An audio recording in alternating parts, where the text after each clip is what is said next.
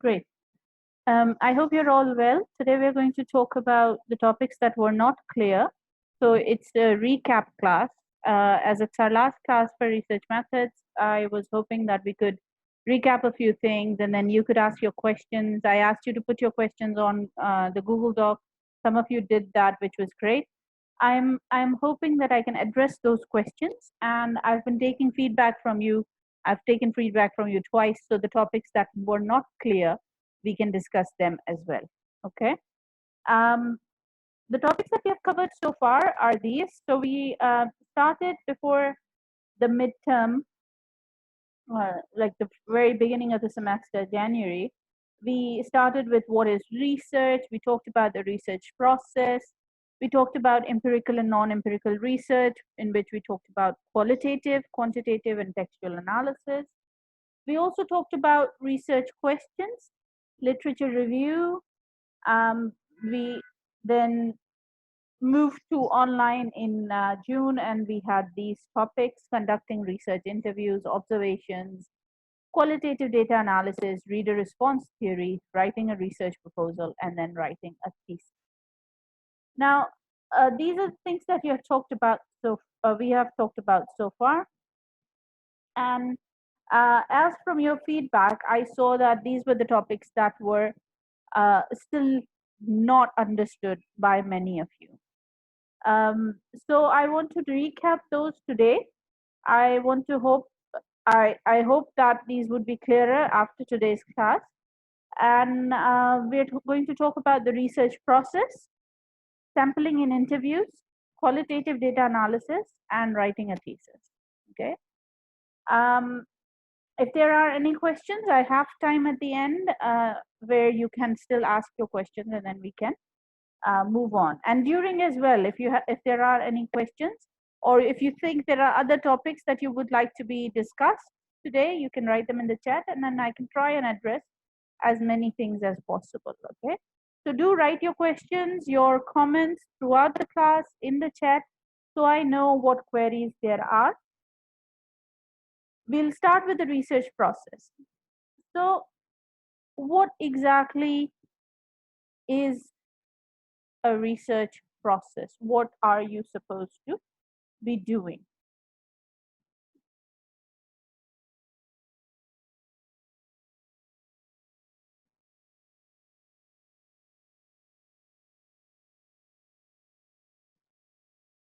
Reader response theory, Sidra, I thought it wasn't so important as writing a thesis, but I'll try and give you a brief on that in the end.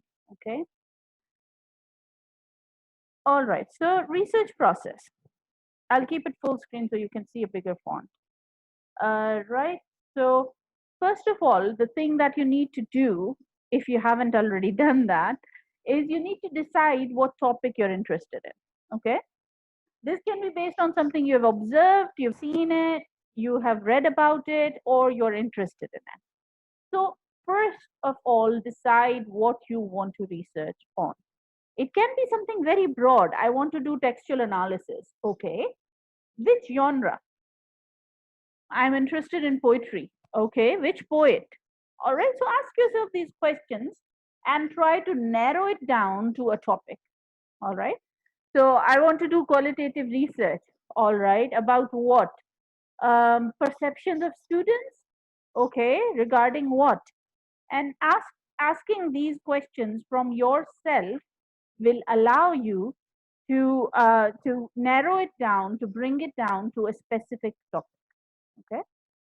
So try doing that and come up with a specific topic that you can do your research on. All right. You can start reading about it if you're still confused. If you feel that you want to do something about students' perceptions regarding literature, but you don't know more, then search those key terms in Google and try to come up with some reading material that you can follow. Okay. Once you've done that, you will get more ideas. Once you read about it, you will get more ideas. You'll start thinking about it, and you will know what other people have done on this topic. Okay. So first of all, The first step for all of you is to decide what you are interested in. What do you want to research about?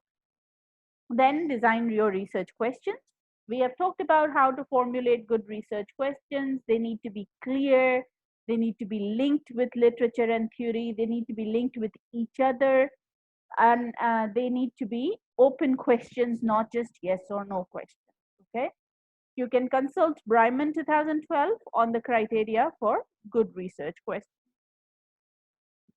Then you start writing a literature review. Now, how do you do a literature review? You read, you search first of all. You search about your topic.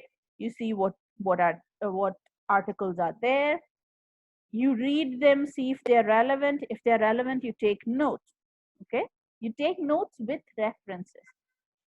That's important. Otherwise, in the end, you don't have your references, and it's all very messed up.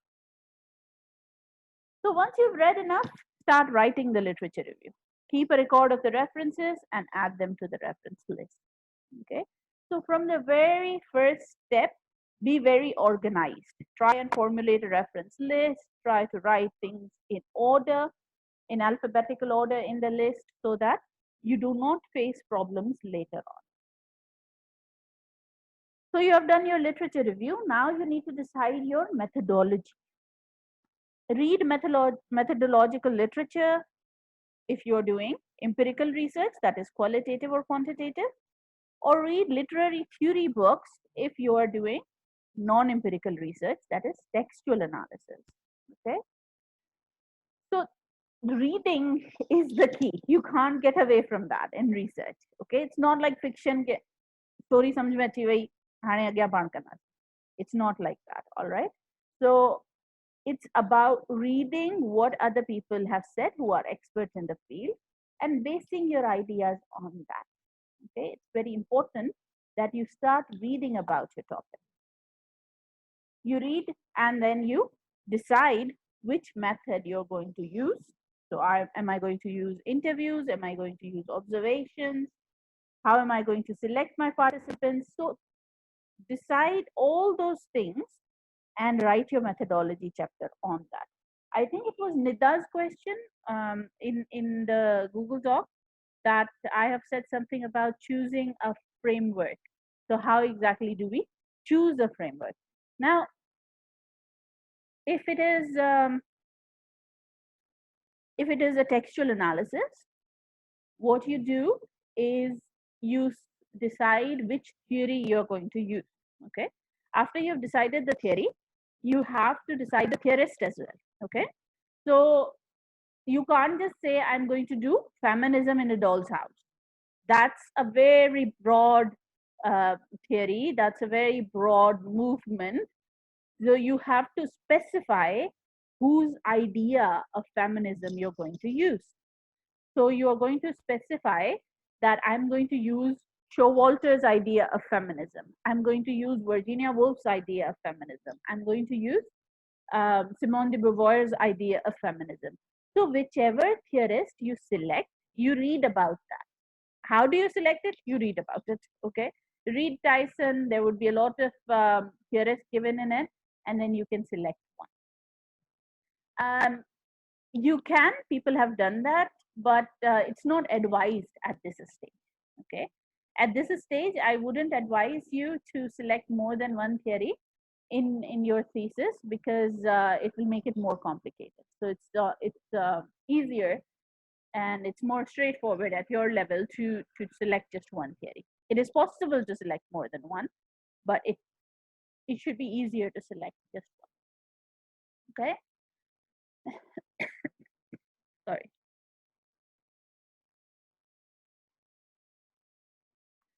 All right. So once you've selected the theorist, you should be able to select the elements of that theory, and then you write about them. So in your methodology chapter, you write about them. Then comes the analysis part. So for the analysis, if you're doing qualitative research, you have to collect data. So do the interviews, do the observations, have your data ready and written down, and then analyze it. Once you have analyzed it, you can write your findings and discussion. Connect your findings with your literature review and your framework and add your interpretation. That's your discussion. Just presenting the text or the data, that's your findings. So the difference between findings and discussion is that in findings, we just have our data, and in discussion, we have our literature review. Okay.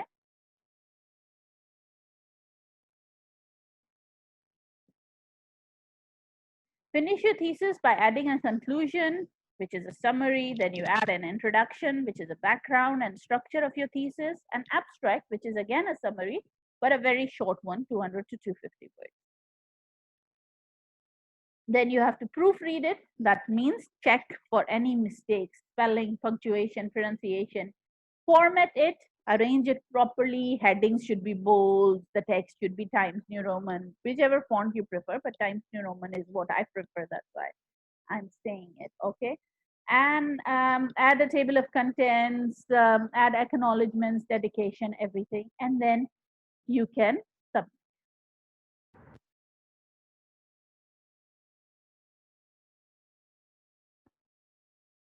Yes, analysis of direct quotes from the text. That's what I mean. So if you include everything, this slide should tell you what to do in the research process. Even if it doesn't make sense right now, it will once you start doing it. Okay. So start reading about your topic and keep going back to these notes, these slides, and move from there. Okay. Another way of looking at the research process was this chart that I showed you earlier as well. So you start with a problem or your research question. You move on to your literature review. Select a theory if it's non-empirical, a hypothesis if it's quantitative, which we haven't done. Then you decide which research design you're going to use, qualitative, quantitative, non-empirical. You collect your data, you analyze your data, and you write your conclusion. Okay. So you have to ensure that you follow these steps. You have to write literature review, methodology, findings, discussion. Okay. So these are the four main chapters that you need to write. Start with the literature review, decide your methodology, write your methodology, analyze your data, write your findings, discuss your data in the light of your literature and framework, and then that's the major job done. Okay, so that's the basic research process. Azhar, I'm not sure that I understand your questions. Can you put it in a full sentence?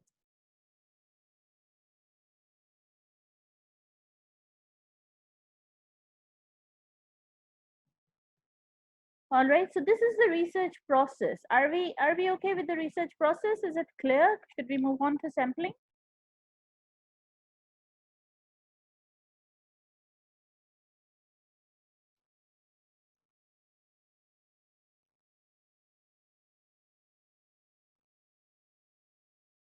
I'll wait for you to respond to it. Is the research process okay? Yes, there is a difference between findings and discussion. They're both analysis, but findings is the one where you just present your data or your text. So this is what, these are the three things that have come up in my text. Social rights were discussed of women, and the writer said this. You give a couple of quotes, you explain them. Then regarding financial rights of women, if you're doing feminist analysis of a text.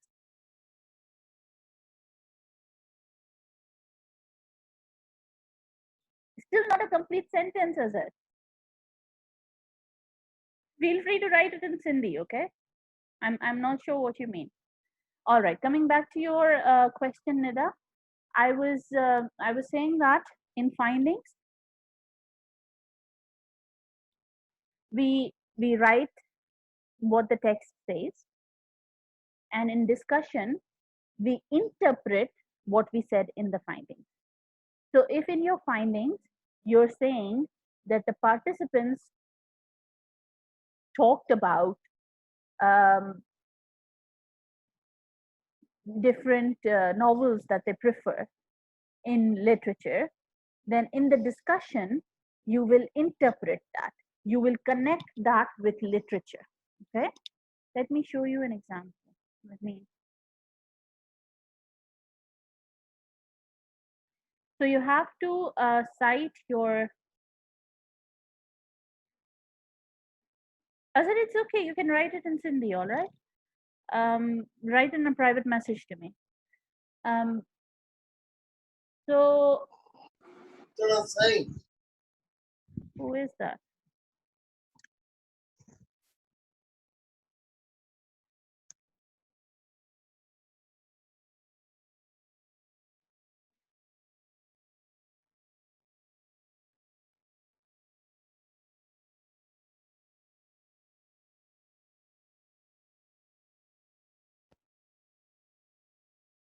All right. So Nita, is the findings and discussion thing clear, or do I need to show you some examples?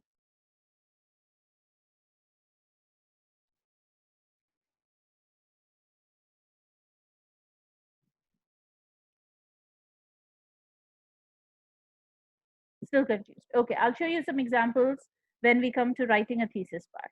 All right. I'll show you a couple of examples there. Regarding the research process, do we have any other questions?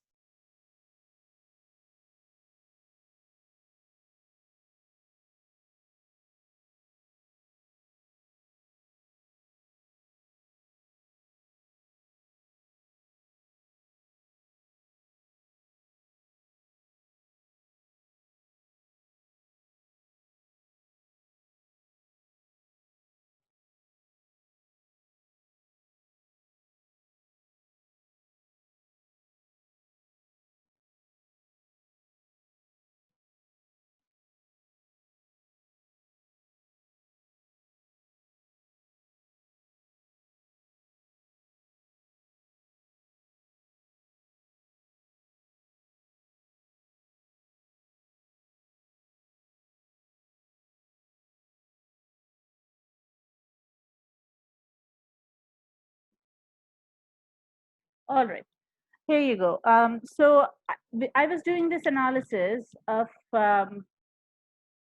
representation of female and male gender roles in textbooks and teachers' views on that. Okay. So this is the findings section. I wrote that most of the participants we interviewed acknowledged the established roles. Maria, who taught Sindhi to class 7, said, and then I gave that quote. Then I explained that quote and said, although none of the participants could clearly explain the biased portrayal of women and comparison to men, they briefly highlighted the differences in women and present statuses in Pakistan. Then I give another quote later on. I talk about a participant, Shabana, and then another participant said this. So findings is basically your data. Whatever your data says, you keep writing about that. All right. This is an unpublished work, so this is not something that you should quote anywhere, but I just want you to see it. Okay. Now, if we go to the discussion, you would see that there are a lot more references here. Okay. I have written it in the light of the literature review that was done in the literature review section. So here I am explaining what that means. So they said it. What does that mean in terms of research? So what is my argument on the basis of that? Here I have said it is an established fact that textbooks inspire young minds and leave a lasting impact on them. Gender is the main component of our Pakistani society. I want to move to where? Yeah, this one. The participants in this study seem to have been inspired by the way women were presented in the textbook, that is, with respect and dignity. This finding is in accordance with what Mahmood and Kausar found in their study on female teachers' perceptions regarding English text. So I have connected what I said in the findings with something that was written in the literature review. And then I have interpreted it. The teachers were unable to notice gender bias in the textbook and would teach the notions according to the text. So I have actually connected what I said with literature review, and I have presented that in the form of an argument. That is what you should be doing in discussion. So in the findings, you just present your data or your text. You say that this is what my participants said and give an example of their quotation, explain that in your own words, whereas in the discussion, you connect it with your literature review. Okay. All right, great. Back to the slide.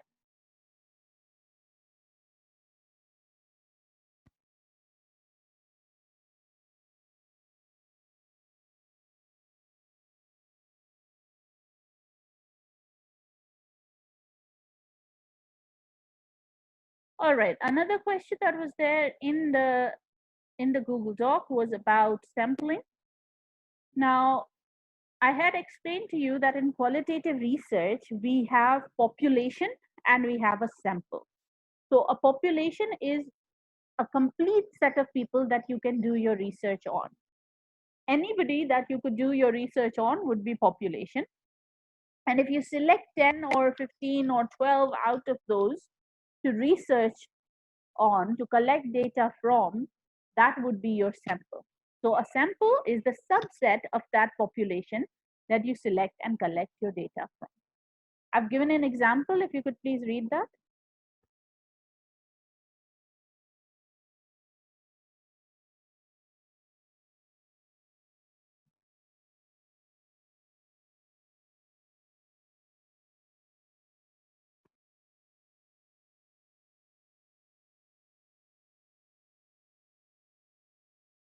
So if I want to do research on impact of fiction among literature students, then my population will be all final year students because fiction is taught in final year.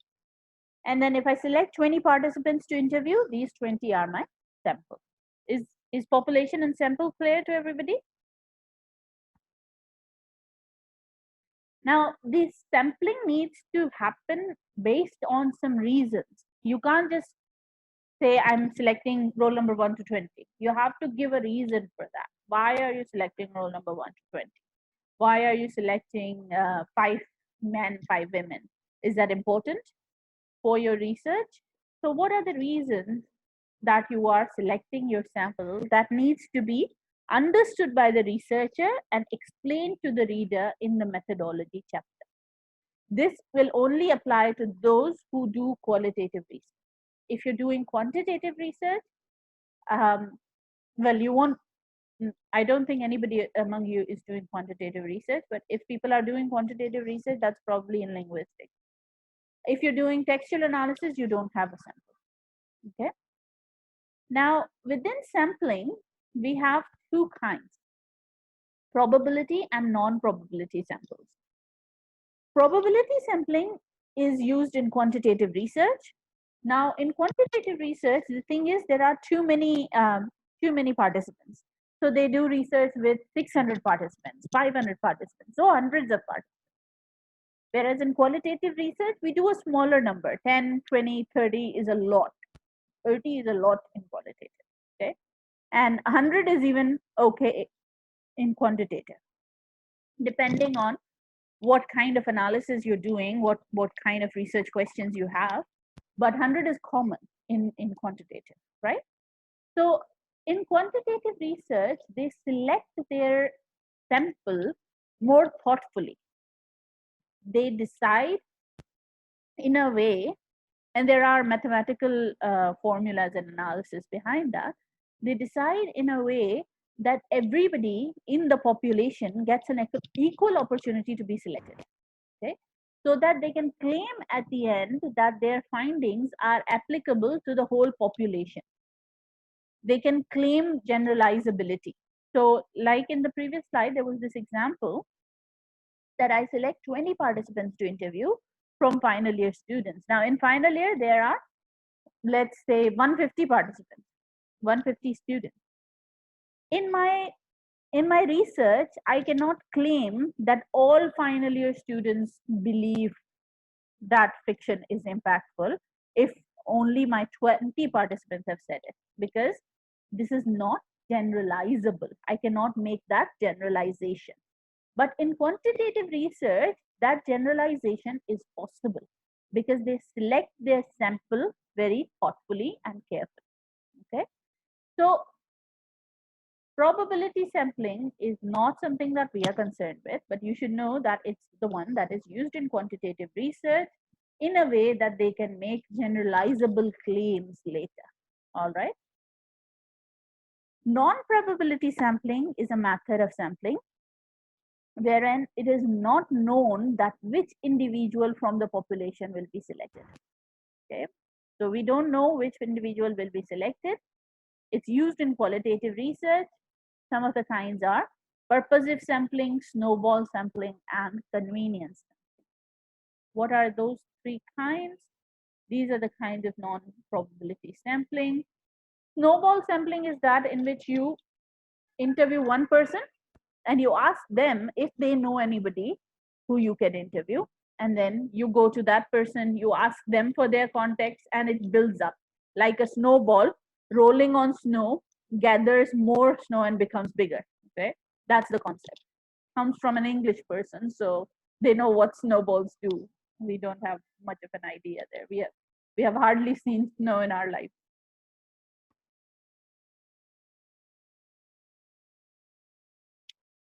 Convenience sampling, it's sometimes also called accidental or opportunity sampling. It involves choosing nearest individuals. So whoever is more convenient, you do research with them. Okay, that is also okay. Purposive sampling, a sample that is selected based on characteristics of a population and the objectives of the study. So I purposefully select 2 Hindu participants, 2 Muslim participants, and 2 non-religious participants. So I want the sample to be that way because that affects my research questions and my research data. So that is purposive sampling. If I select 5 males and 5 females, I decided that I want views of the half men and half women, so that I have a better data. All right. All right. So is the sampling techniques clear?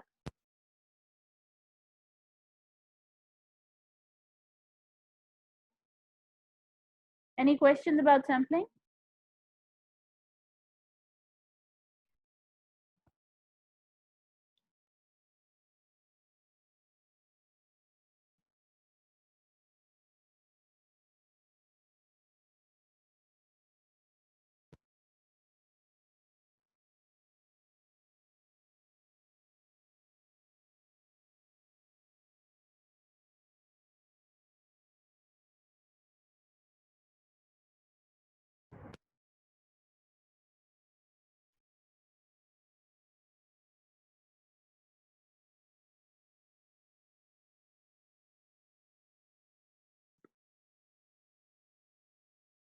Okay, now qualitative data analysis seemed to be something that was not clear to many of you.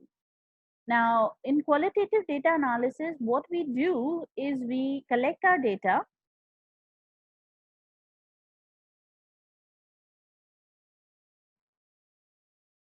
Okay, so in qualitative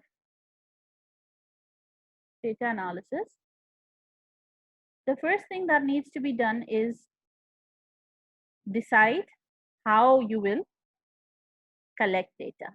So whether you will do interviews or questionnaires or observations, what are you exactly going to do? If it is interviews, then you decide which kind of interviews, semi-structured, unstructured. Then you make an interview schedule. You decide the questions that you're going to ask the participants. And then you decide how you will select the participants. All right, sampling. select the participants, invite them, then you collect your data. Once you've collected data, now you need to think about how you will analyze it.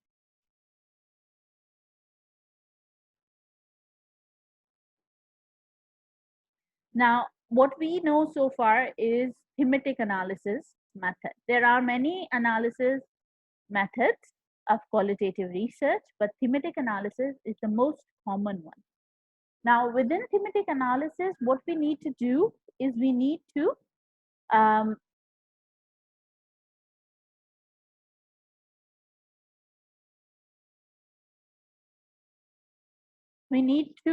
follow these 6 steps given by Braun and Clark, and we need to present our data in a way that the reader can understand it. When you do 20 interviews, you have thousands of words of data, right?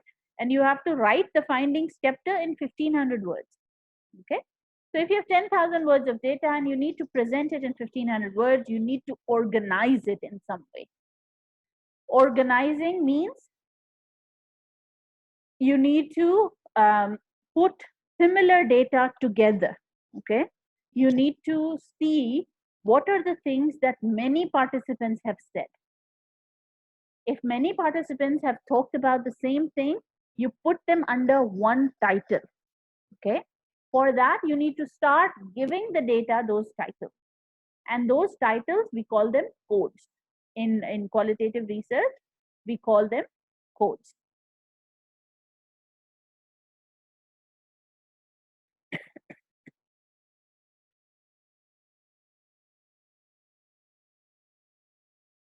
So first thing that Braun and Clark say is familiarize yourself with your data.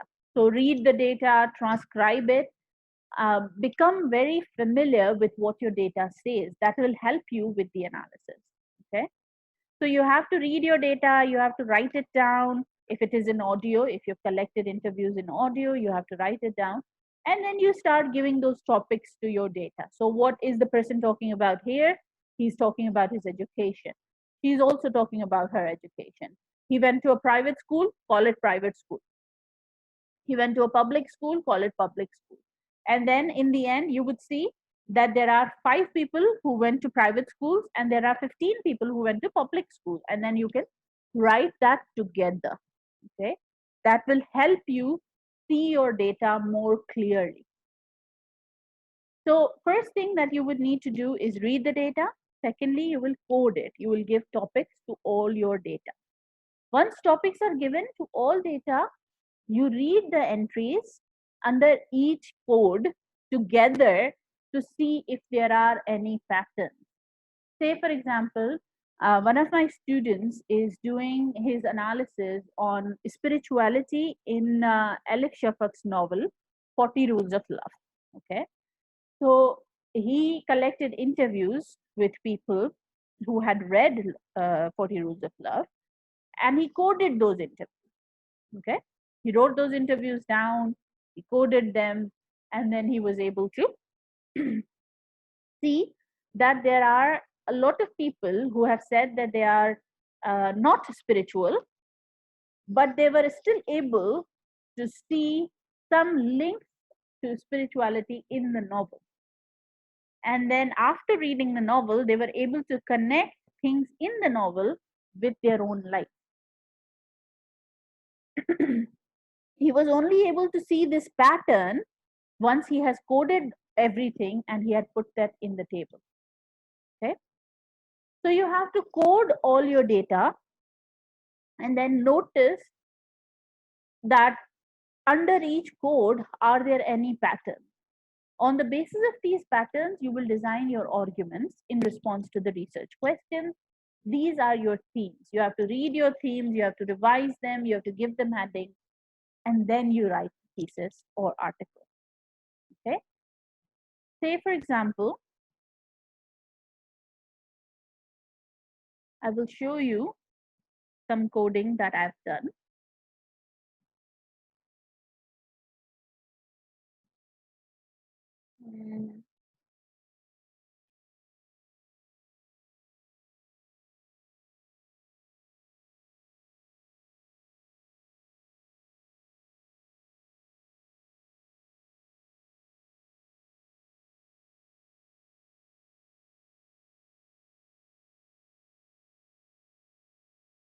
Okay.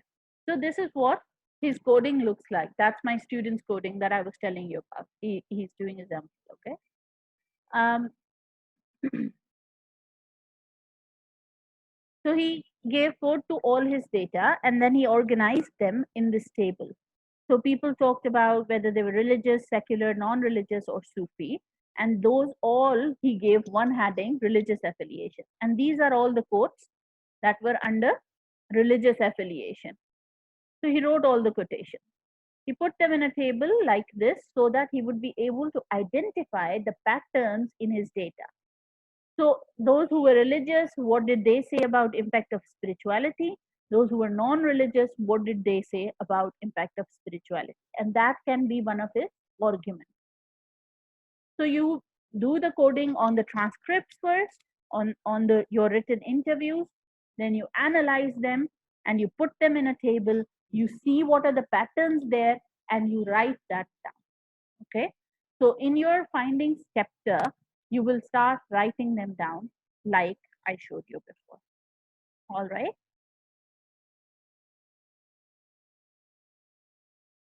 So that's what you need to do in qualitative data analysis. It's never a very straightforward process. It's not something that you can learn without practicing. It's something that you need to do and go back and forth in order to be able to understand it. All right. Any questions about qualitative data analysis?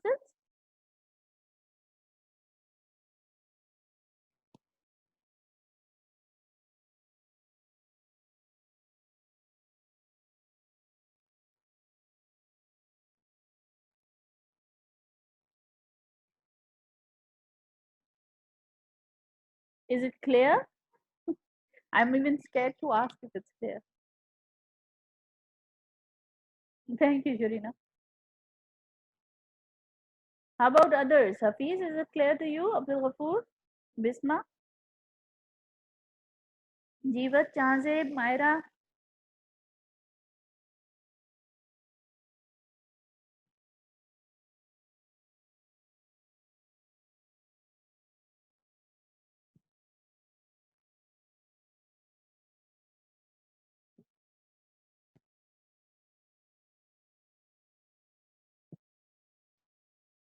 All right. If you have any questions, please do keep asking. Now, we come to our next topic that I thought we would revise was writing a thesis.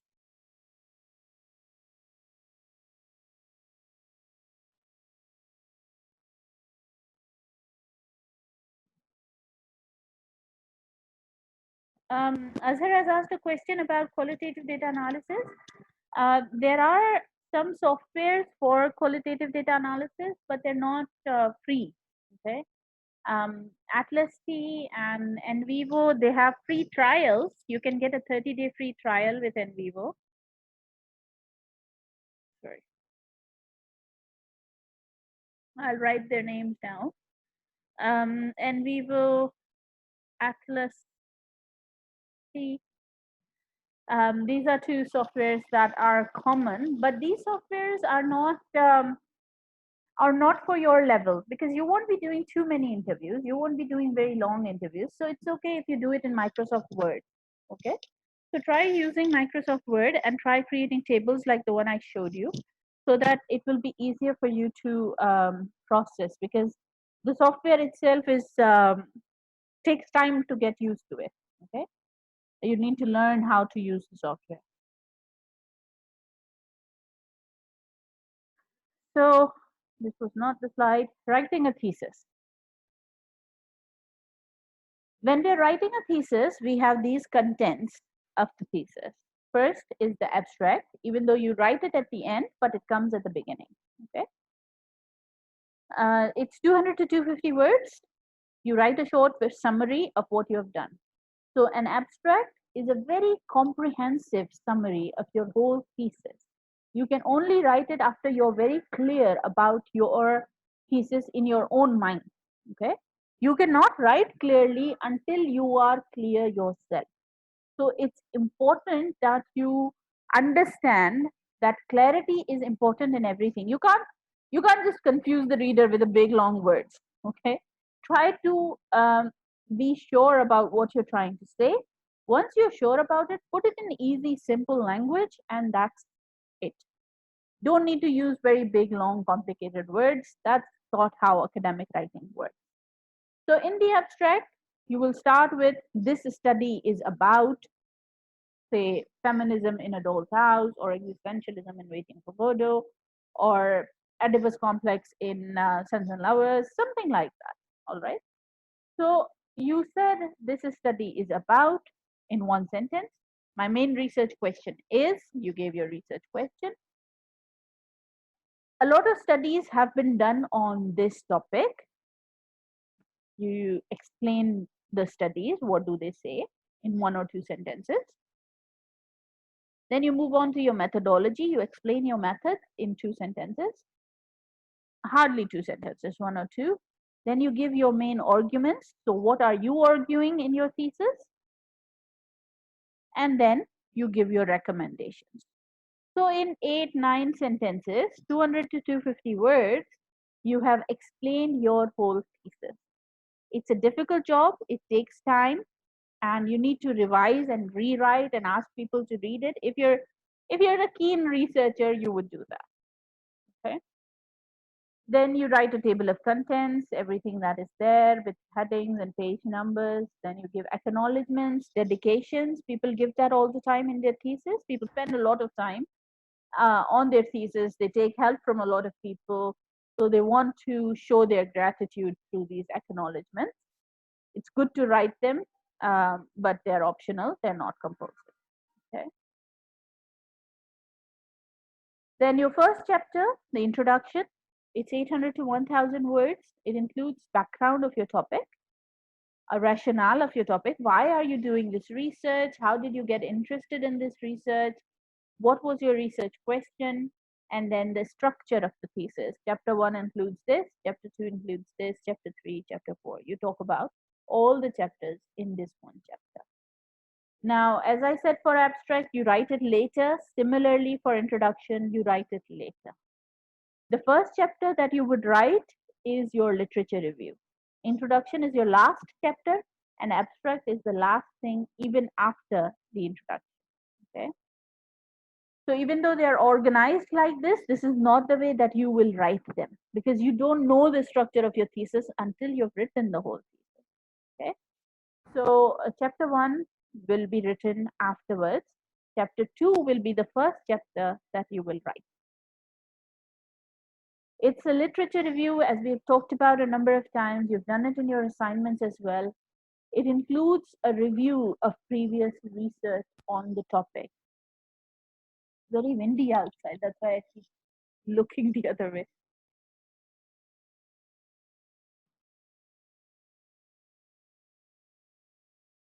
So you search about your topic, you find out what other people have done research on, and then you start writing about it.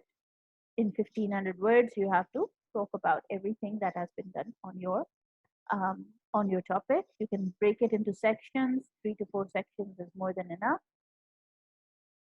Every chapter will have an introduction in which you will guide the reader to what is coming next, which we call signposting. And every chapter will have a conclusion, which will be the summary of the whole chapter. Okay. Sorry. Chapter 3 is methodology or framework. It's again 1500 words. It includes details of all methodological decisions in empirical research. So methodology chapter will be different for those of you who are doing empirical research as compared to those who are doing non-empirical research. If you're doing empirical research, you will talk about data collection tools, sampling decisions, data analysis techniques. In a non-empirical study, your methodology chapter will include, wrong English, will include, not will be include, will include framework, which means what theory are you choosing? Are you talking about existentialism, feminism? Are you using queer theory? Are you using a theory of motherhood? There are theories on everything. You just need to find them, right? So literary theories have expanded a lot in the recent past. You need to find out which theory you want to use by reading a lot of literary theory books, hopefully. Then you select the theorist of your choice and its details. Okay, so within that theory, a lot of people would have given theories of feminism. You need to select one of them. Okay, say for example, I use reader response theory in my research. I selected Rosenblatt's model of reader response. Okay, you use reader response only when you're doing qualitative research, not when you're doing a textual research. I'm talking in a lower voice because my voice is getting very strained. I hope it's still audible to all of you.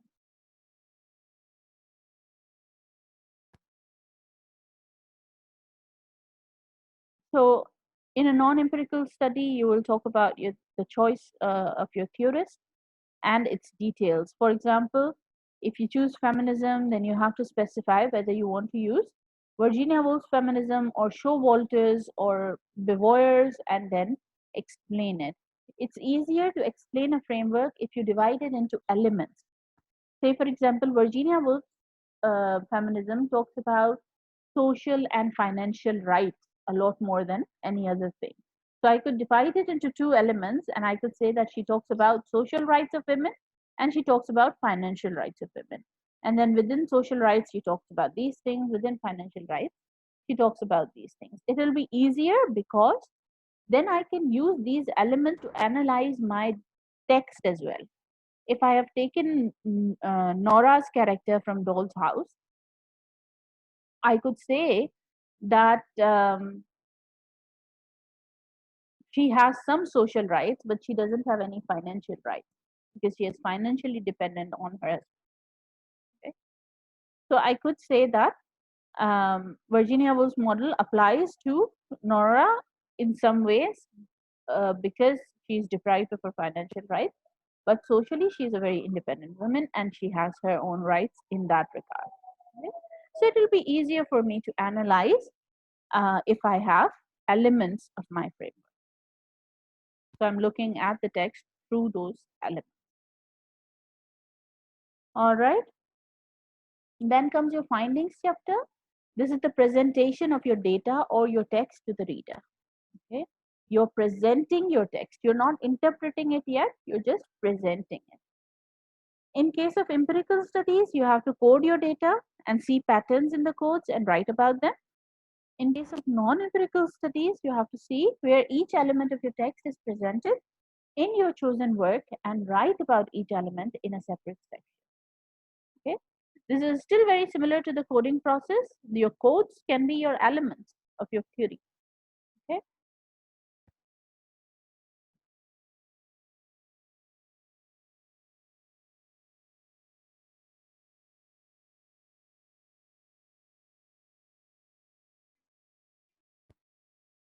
and then the last main chapter of your of the body of your thesis will be chapter 5, which is discussion. Again, 1500 words interpretation of the analysis that you had given in chapter 4 with reference to your framework and literature. Okay, so you use your literature review here again and you discuss what your findings mean. So in the first chapter, you told your reader, this is what my findings say. In the second analysis chapter, that is discussion, you say, what do they mean in the light of the literature? Okay.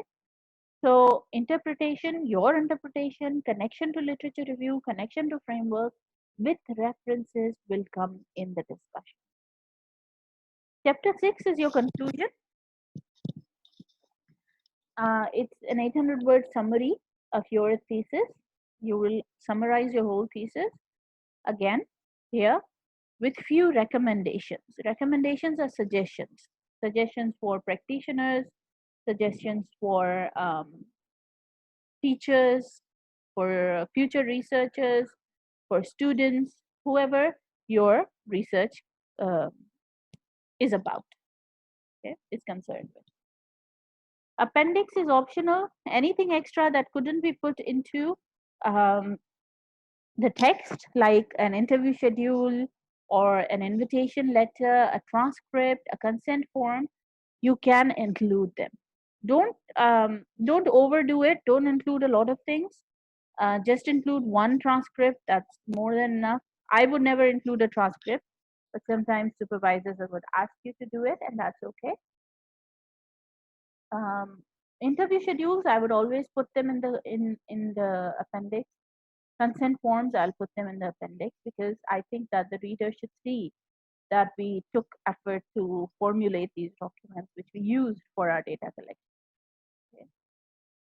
Now, you used references in methodology, you used references in literature review. These need to go in alphabetical order in a reference list at the end of your thesis. References and appendix do not count towards your word count. Your word count ends with conclusion chapter. Okay. Now that was it about writing a thesis. Is that clear? Any questions about that?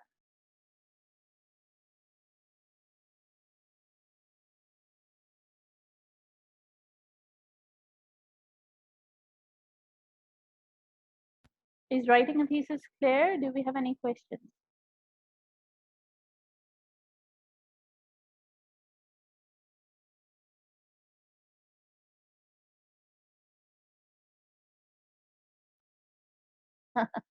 Nida, finally clear. I'm so happy.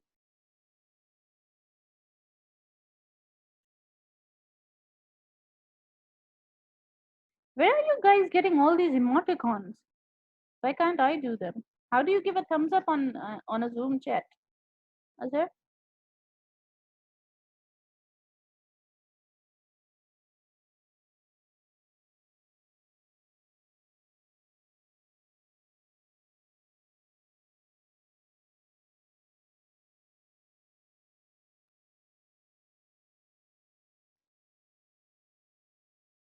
Oh, okay. All right. Yeah, that's what I thought. All right. Do we have any questions about writing a thesis? Hafiz, is that clear? Nirmal, Jahanzeeb, Faiza, Suha, Sadiq, Isa.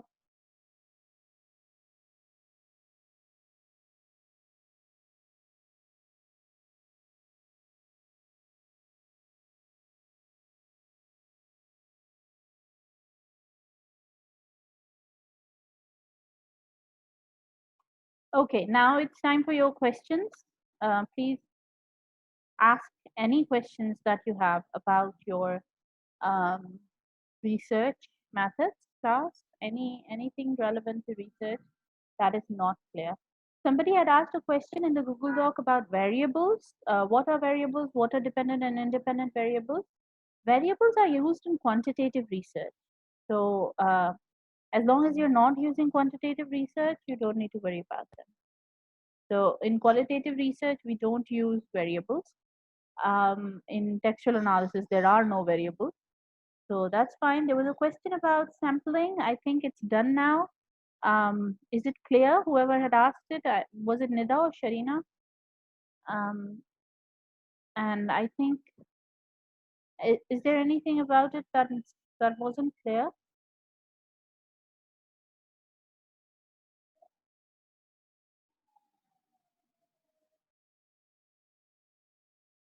Okay. Um, and then we talked about choosing a framework.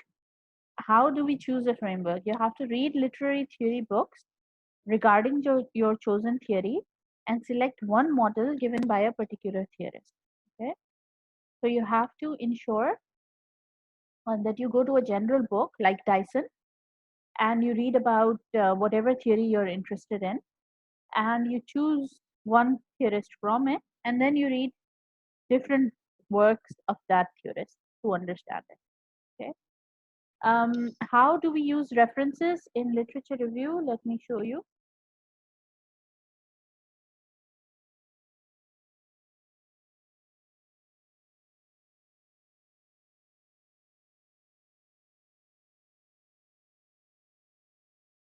Now, this is my literature review of this work. Okay. I read Dean 2007 and Folds 2013. Okay. I read these two and I saw that they are talking about the importance of textbooks. Okay. So I wrote that textbooks are considered rich sources of presenting various political, social, and religious ideologies and representing social realities.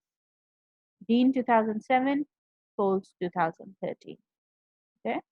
So in one paragraph, I have used these two references, this here and this here again. Okay. So you have to synthesize what you read into a paragraph. You have to bring them together. All right. So you want to write about textbooks, you read about it, and you see what they say about it, and you put it in a paragraph. So this is how you include references in a literature review. Okay. Farid, does that answer your question?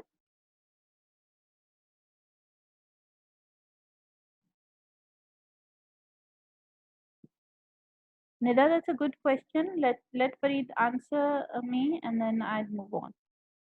How Farid's question was how to quote reference in literature review. That's why I'm showing you this. Farid, is that clear?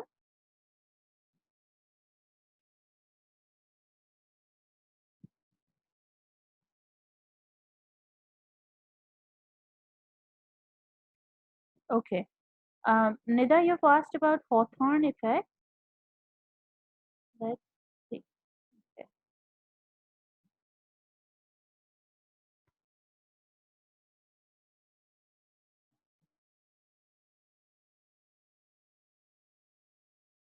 Hawthorne effect or social desirability effect. This is also called researcher bias. Okay. Now, these are all names of the same thing. The presence of the researcher, her words, um, her behavior can change what the respondents say in the data. Okay, this is researcher bias. So whenever we are interviewing somebody, and say for example, if I am interviewing students of literature about the impact of large classes, and my view is that large classes are bad.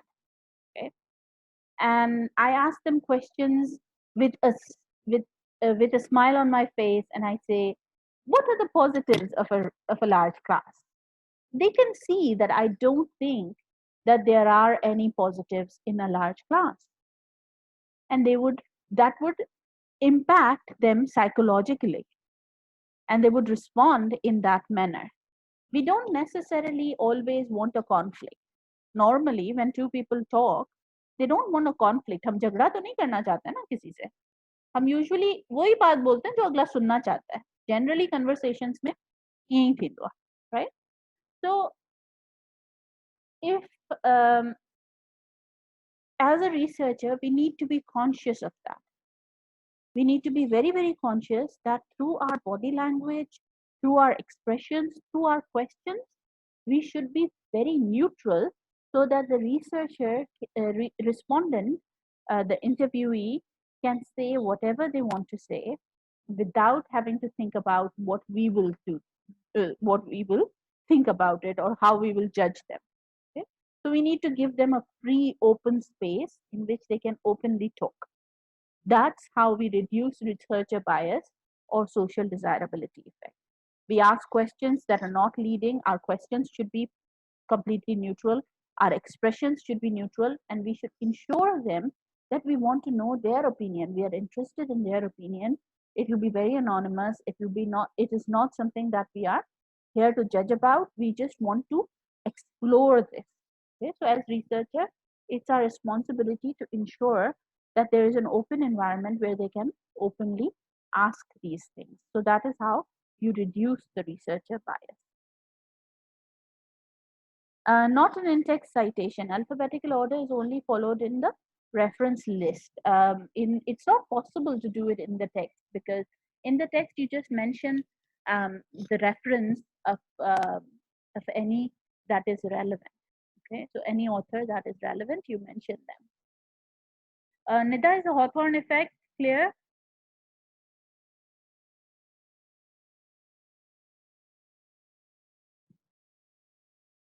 Any other questions? I got that.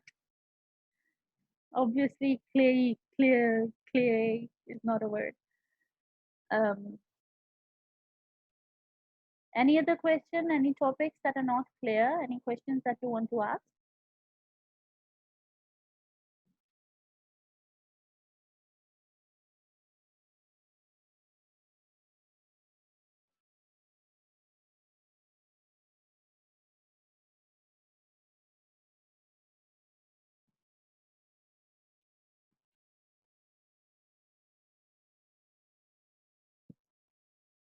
Please do ask um, somebody to.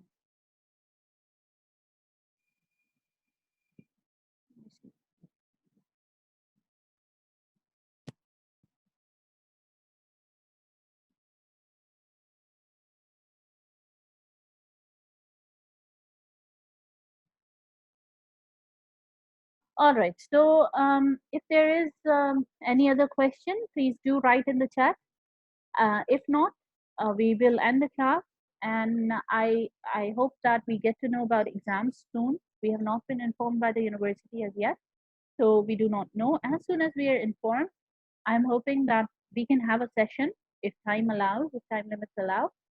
We will have a session on how to prepare for exams and address your questions. And we'll record it like usual. And those of you who can't attend it, you can take a look at it later. All right. So as soon as we know about the exams, I will I will let you know, and then we can discuss that. But for now, it's our last class. If there aren't any more questions, we will. I'll take leave from you guys, and then we'll see you again on Friday for a fiction class.